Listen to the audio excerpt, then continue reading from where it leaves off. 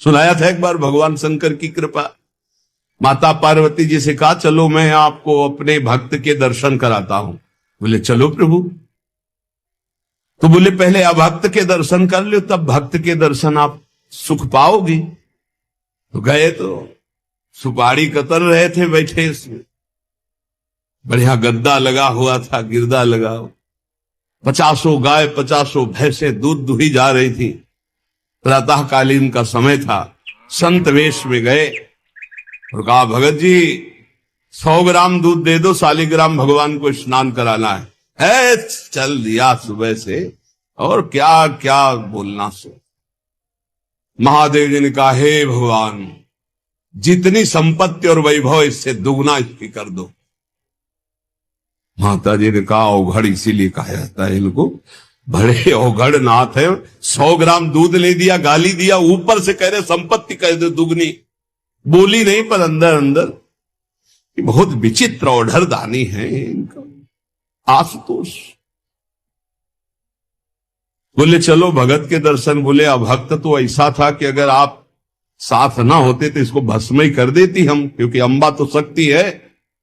आपका अपमान, अभक्त ऐसे ही होते हैं, मैं नाराज नहीं होना। भक्त के पास गए, एक झोपड़ी फूस की, एक गाय, और उसी फूस की झोपड़ी में माए उसकी मैया रहती थी। गए, जो देखा संत तो साष्टांग दंडवत किया, आओ बैठो बैठाला।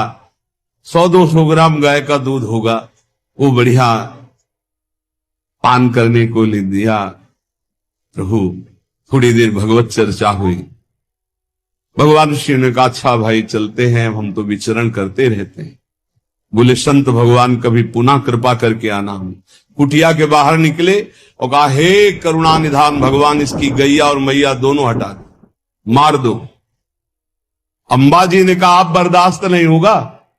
100 ग्राम दूध नहीं दिया तो उसको दुगना संपत्ति दे दी, और एक गाय पूरा दूध आपको पिला दिया, और मैया बातचीत करने के लिए थी उसको भी आपने मार दिया। कहा कि वो ये क्या है? बोले अभी तुम नहीं समझ। जब इतनी संपत्ति में साधु अपमान करके ऐसी गालियां देता, जब डबल संपत्ति होगी तो ऐसा अपराध करेगा घोर नरक जाएगा, समझो।